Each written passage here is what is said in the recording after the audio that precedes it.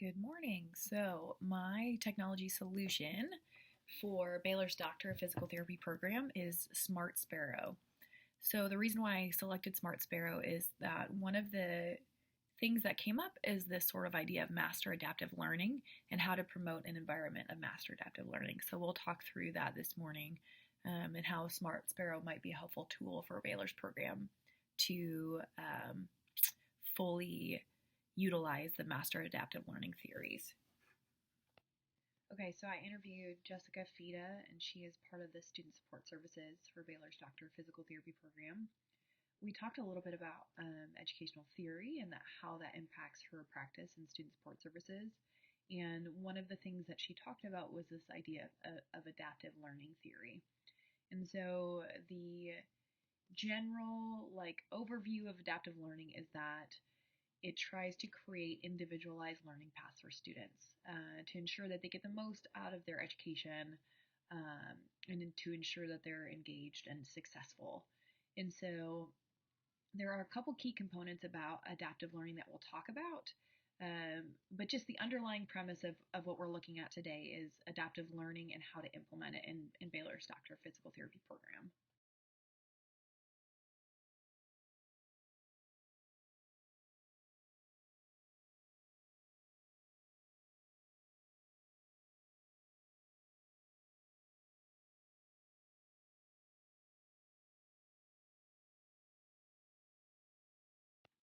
I also think that if we're going to talk about adaptive learning theory, specifically in an environment of education of healthcare professionals, it is certainly worth mentioning master adaptive learning theory, which is simply a kind of offshoot of adaptive learning or learner theories, where it's tailored to, like I said, healthcare professionals.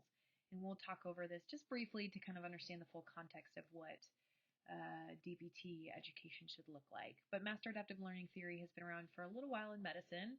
And by a little while, I mean maybe within the last 5 to 10 years has been more of a primary focus. And then really in the last few years in physical therapy education. So we'll talk a little bit about this sort of master adaptive learning as a framework for physical therapist professional education on this article that I have listed here by Abraham and other authors in 2022.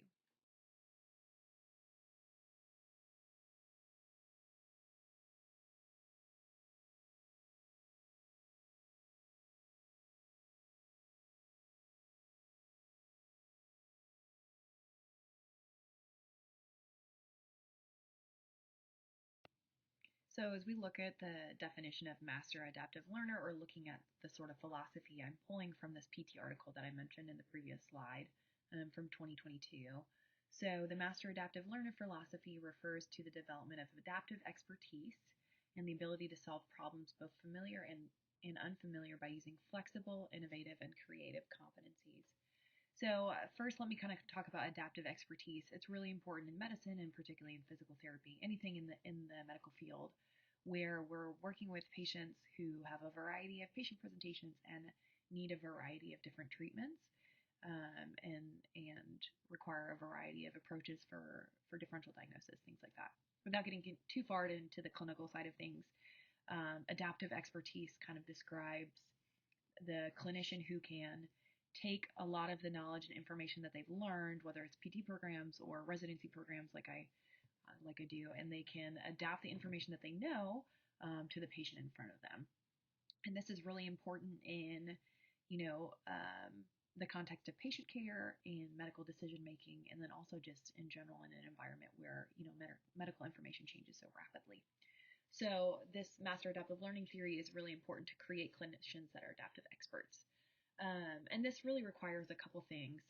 So one thing is an educational environment that um, is diverse for each student, so it can adapt based on student characteristics.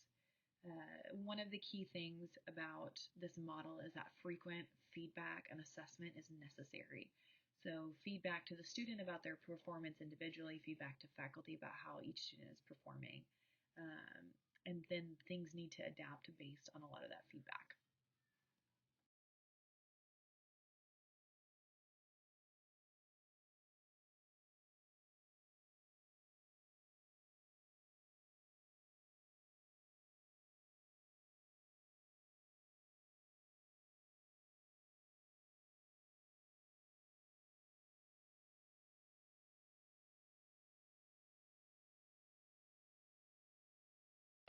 Okay, I think it's really important to hone in on some of the key components of adaptive learning to understand maybe some of the challenges that Baylor faces in this context. So, again, the theme overall is that education is individualized. So, the educational content that you're providing to the student, how they progress through course material or didactic material, is based on how they're engaging and succeeding in the content. And this is roots in a competency-based approach. So the idea of competency-based education essentially is that it's not a time-based type thing, but more of a competency-based or skill-based thing. When a student reaches a certain skill level, then they progress on. This is particularly relevant in residency education, but has actually really become a big thing in DPT education as well in the last 2 years, it's been talked about a lot. And I think a lot of programs are going to shift towards more of a competency-based model. But anyways, requires this sort of competency-based approach of education. So the didactic content needs to be dynamic. And individualized. And so this requires a lot of frequent feedback back and forth between students and faculty. And again, this sort of idea of curricular flexibility, being able to adjust to student responses and student feedback.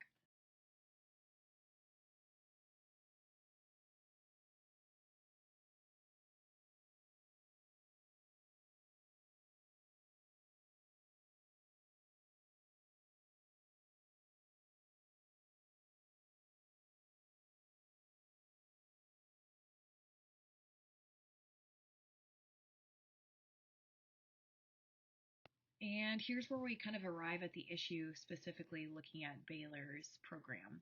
So, Baylor Doctor of Physical Therapy is a hybrid program. They have a pretty large cohort size. So, each cohort is 100 students, meaning that they have two cohorts at any given time because it's a 2 year program. So, students in the first year versus students in the second year. But regardless, like an individual cohort is 100 students approximately. And these students, because it's a hybrid program, they live all over the United States. So they're not limited to geographic location. And then Baylor's also an accelerated program. So they are 2 years instead of the traditional three. So the learning needs to happen at a faster pace in reality. And the content certainly goes at a faster pace than traditional programs. And then, like we talked about, it's a hybrid program. So they utilize blended learning.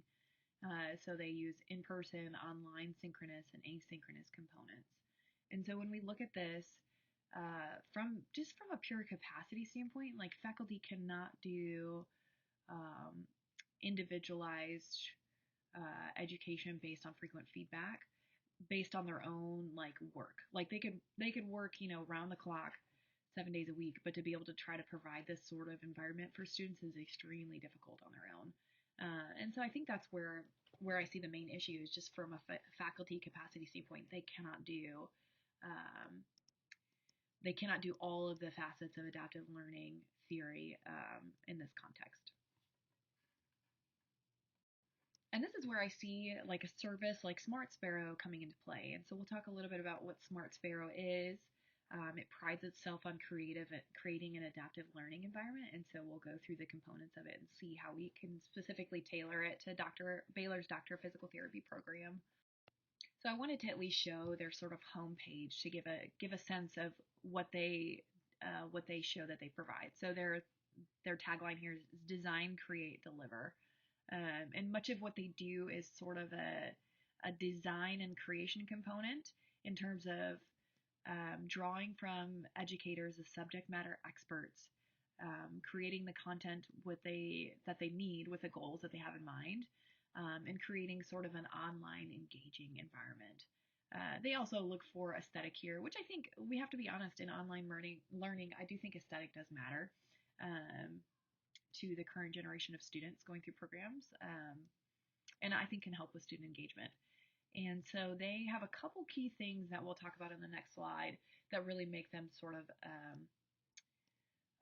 beneficial for creating an adaptive learning environment. So this is from their website again, and these are sort of their key components of how they create this adaptive learning environment. And they really highlight a lot of the key components we talked about of the requirements of adaptive learning theory. So one of the things is the content, right? And that students require frequent feedback. So a lot of times what can happen here with the use of Smart Sparrow technology is that students can answer a question online. They can get feedback, immediate feedback on a specific response.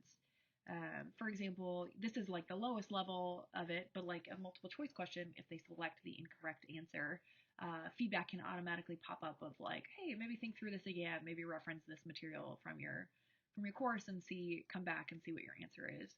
So this is a way to provide immediate feedback where the faculty isn't doing the work in real time, but they've sort of prepped these answers for students ahead of time. So it's still individualized, but it's a way that faculty can keep up with sort of providing feedback in this way. And then another thing is looking at sort of adaptive sequencing of content. And again, this is sort of that competency-based approach that we talked about. If a student's really thriving and succeeding in the content, then they can kind of go at a faster pace and maybe get exposure to a little bit different material than a student who is not accelerating through the content as quickly.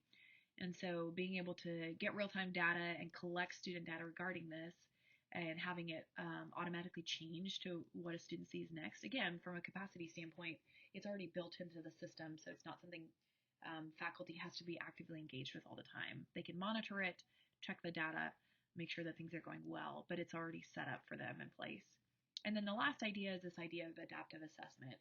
So, and I think this is really important in master adaptive learning theory and competency-based education, just that, again, if a student's really excelling in the program, they're going through questions and they're showing expertise in questions. So like one of the examples that Smart Sparrow gave was if a student spends less than 5 seconds on a question and they selected the correct answer, that automatically upgrades them to a potentially different next question and maybe a little bit more difficult next question.